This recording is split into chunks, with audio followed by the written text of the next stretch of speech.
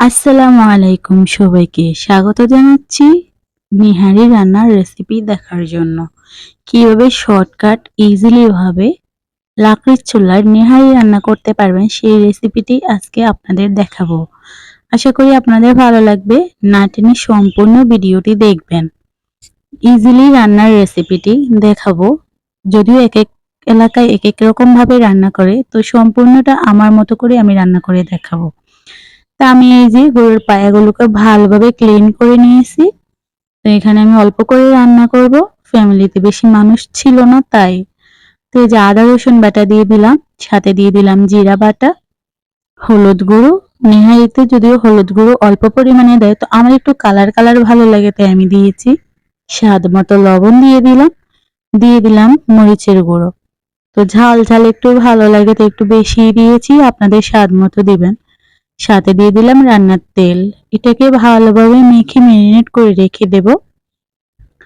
হাতে সময় থাকলে 1 ঘন্টার জন্য রেখে দিবেন, আর সময় কম থাকলে অন্তত 20 মিনিটের জন্য রেখে দিবেন। তো এটাকে আমি ভালোভাবে মেখে ম্যারিনেট করে রেখে দিয়েছি 20 মিনিট। তো এই যে এই পর্যায়ে এখানে আমি গরম মশলাগুলো দিয়ে দেব। গোটা মশলা, দারুচিনি, এলাচ, তেজপাতা, লবঙ্গ। তো এই যে দিয়ে এবার পরিমাণ মতো পানি দিয়ে দেব। যেহেতু এটা সিদ্ধ করতে অনেক সময় লাগবে, বেশি পানির প্রয়োজন, তো সেই অনুযায়ী পানিটা দিয়ে দিবেন। আর যাদের প্রেসার কুকার আছে তারা প্রেসার কুকারে এটাকে সিদ্ধ করে নেবেন। প্রেসার কুকারে দিলে এটা ইজিলি হয়ে যাবে। তো লাকড়ির চুলাতেও ইজিলি হয়ে যায়। তো এই যে এটা নাড়াচাড়া করতেছি, তো আমি মাঝখানে কয়েক টুকরো টমেটো দিয়ে দিছি টেস্টের জন্য। এটা সম্পূর্ণ আপনার ইচ্ছা, এটা মন চাইলে দিবেন নইলে না। তো আমি টমেটোটা দিছি টেস্টের জন্য। তো এই যে আমার এটা একদম ঘন হয়ে আসছে। আর এই পর্যায়ে যদি দেখেন আপনার এই ঝোলটা ঘন হয়ে না আসছে, তাহলে এখানে একটু আতপ চাউলের গুঁড়ো মিশিয়ে দেবেন। তো আমার এটা প্রয়োজন হয় নাই, এমনিতেই এটা ঘন হয়ে গেছে। তো এই যে শেষ পর্যায়ে বাগার দিয়ে তুলে নিব। তো এখানে পেঁয়াজ বেরেস্তা করে ঢেলে দিলাম। বাগারটা দিতেই হবে মাস্ট। তো এই যে দেখুন ফাইনাল লুক।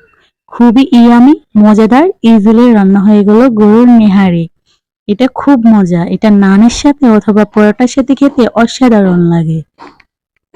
অবশ্যই ইজিলি এই রেসিপিটা করে রাখবেন, খেয়ে দেখবেন কেমন লাগছে। আর আমার ভিডিওটি যদি ভালো লাগে, রেসিপিটি আপনার ভালো লাগে, তাহলে একটি লাইক করে আমার পাশেই থাকবেন। সবাই ভালো থাকবেন। আল্লাহ হাফেজ।